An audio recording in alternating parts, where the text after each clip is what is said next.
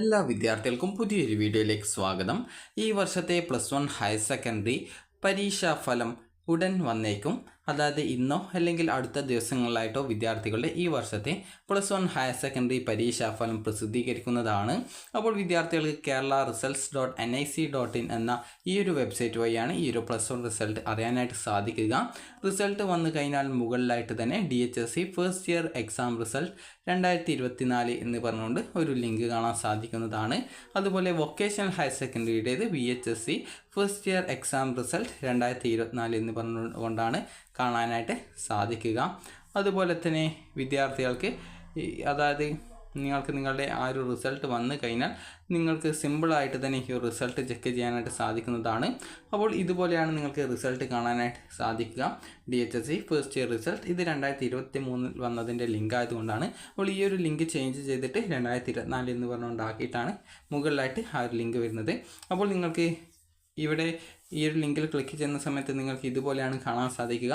നിങ്ങളുടെ റിസൾട്ട് വന്ന ശേഷം നിങ്ങൾക്ക് ഇവിടെ ഈ ഒരു ലിങ്കിൽ ക്ലിക്ക് ചെയ്യുന്ന സമയത്ത് നിങ്ങളുടെ റോൾ നമ്പർ അതുപോലെ തന്നെ ഡേറ്റ് ഓഫ് ബർത്ത് എന്നിവ നൽകി സബ്മിറ്റ് ചെയ്ത് കഴിഞ്ഞാൽ നിങ്ങൾക്ക് നിങ്ങളുടെ ഇൻഡിവിജ്വൽ റിസൾട്ട് അറിയുന്നതിനും സ്കൂൾ വൈസ് റിസൾട്ട് അറിയുന്നതിനായിട്ട് സൈഡിലായിട്ട് സ്കൂൾ വൈസ് റിസൾട്ട് എന്നുള്ള ഒരു ഓപ്ഷൻ കൊടുത്തിട്ടുണ്ട്. അപ്പോൾ ആ ഒരു ലിങ്കിൽ ക്ലിക്ക് ചെയ്ത് നിങ്ങളുടെ സ്കൂളിൻ്റെ കോഡ് ഏതാണ് ആ ഒരു കോഡ് നൽകി സബ്മിറ്റ് ചെയ്ത് കഴിഞ്ഞാൽ നിങ്ങൾക്ക് നിങ്ങളുടെ സ്കൂൾ വൈസ് റിസൾട്ടും അറിയാൻ സാധിക്കുന്നതാണ്. അപ്പോൾ വിദ്യാർത്ഥികൾക്ക് ഈ ഒരു +1 പാസ്സാകുന്നതിനായിട്ട് അതായത് മിനിമം മാർക്ക് നിർബന്ധമായിട്ടില്ല. നിങ്ങൾ ജസ്റ്റ് ഈ ഒരു +1ന് നിങ്ങൾക്ക് അതായത് 2 വർഷത്തേക്ക് കൂടി ഈ ഒരു 36-48 മാർക്കാണ് നിങ്ങൾക്ക് ജയിക്കാനായിട്ട് വേണ്ടത്. പക്ഷേങ്കിൽ ഈ ഒരു ജയിക്കുക എന്നുള്ളത് നമ്മുടെ ഒരു ലക്ഷ്യമായിട്ട് കാണരുത്.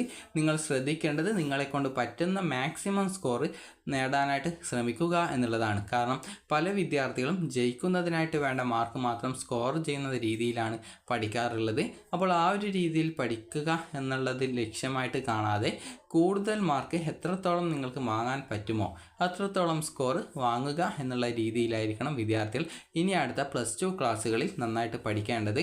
കാരണം പല വിദ്യാർത്ഥികളും കുറഞ്ഞ മാർക്ക് വാങ്ങിക്കുകയാണെങ്കിൽ വിദ്യാർത്ഥികൾക്ക് പിന്നീട് വരുന്ന അതായത് ഈ ഒരു +1 ഇംപ്രൂവ്മെൻറ്റ് പരീക്ഷ എഴുതുകയാണെങ്കിൽ പോലും പല വിദ്യാർത്ഥികളും പഠിക്കാതെയൊക്കെയാണ് എഴുതുന്നത്. അതുകൊണ്ട് തന്നെ ചിലപ്പോൾ മിനിമം മാർക്കായിട്ടുള്ള ഈ ഒരു 18 അല്ലെങ്കിൽ 24 മാർക്ക് ആ ഒരു വിദ്യാർത്ഥികൾക്ക് ലഭിക്കാതെ വരാറുണ്ട്. അപ്പോൾ അതുകൊണ്ട് തന്നെ നിങ്ങൾ ശ്രദ്ധിക്കേണ്ടത് ഈ വർഷമുള്ള +1 ഇംപ്രൂവ്മെൻറ്റ് പരീക്ഷ മാർച്ച് മാസത്തിലെ +1 പബ്ലിക് എക്സാമിനേഷൻ്റെ കൂടിയാണ് നടക്കുന്നത്.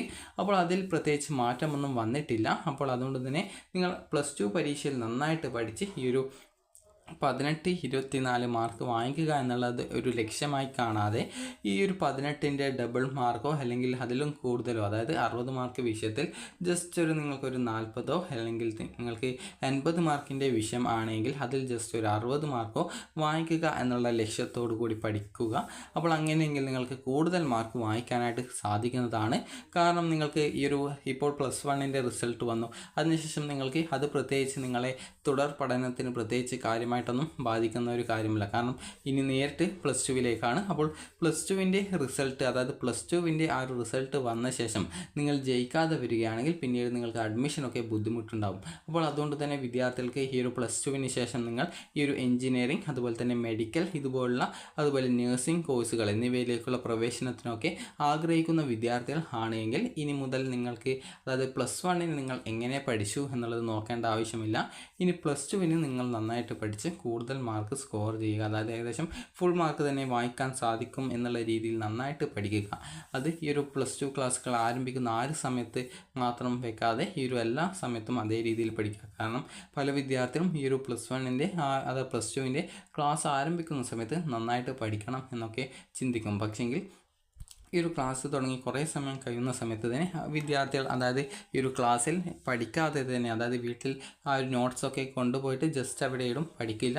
പരീക്ഷയുടെ തലേന്നൊക്കെ അല്ലെങ്കിൽ ആ ഒരു മാസമൊക്കെ പഠിക്കുന്നതിനായിട്ടാണ് പല വിദ്യാർത്ഥികളും നോക്കാറുള്ളത്. അപ്പോൾ അങ്ങനെ നോക്കുന്ന സമയത്ത് നിങ്ങൾക്ക് എന്താണ് നോട്ടിൽ എഴുതിയത് എന്നുള്ളത് പോലും പിന്നീട് മനസ്സിലാവില്ല. അപ്പോൾ അതുകൊണ്ട് തന്നെ നിങ്ങൾ ക്ലാസ്സിൽ നിന്നും അതായത് സ്കൂളിൽ നിന്നും നിങ്ങൾ കളിച്ച് നടന്നാലും പ്രത്യേകിച്ച് പ്രോബ്ലം ഒന്നുമില്ല. പക്ഷെങ്കിൽ വീട്ടിൽ പോയിട്ട് നന്നായിട്ട് എഴുതിയ കാര്യങ്ങൾ എന്താണ് ക്ലാസ്സിൽ എടുത്തിട്ടുള്ളത് എന്നുള്ളതും അതുപോലെ ക്ലാസ്സിൽ നന്നായിട്ട് ശ്രദ്ധിക്കുകയും ചെയ്ത് നന്നായിട്ട് പഠിച്ചാൽ മാത്രമാണ് പിന്നീട് നിങ്ങൾക്ക് കൂടുതൽ ഉപകാരപ്രദമാവുകയുള്ളൂ. കാരണം വിദ്യാർത്ഥികൾക്ക് +2വിന് ശേഷം നിങ്ങൾ മാത്രം +2 ഫെയിൽഡ് ആവുകയും അതുപോലെ ബാക്കിയുള്ള വിദ്യാർത്ഥികൾ അഡ്മിഷൻ നേടുകയും ചെയ്യുന്ന സമയത്ത് നിങ്ങൾക്ക് അത് കാണുമ്പോൾ നിങ്ങൾക്ക് ആ ഒരു സമയം പഠിച്ചാൽ മതിയായിരുന്നു, അങ്ങനെയെങ്കിൽ പല കോഴ്സുകളും പഠിക്കാമായിരുന്നു എന്നുള്ള കാര്യം പല വിദ്യാർത്ഥികൾക്കും തോന്നും.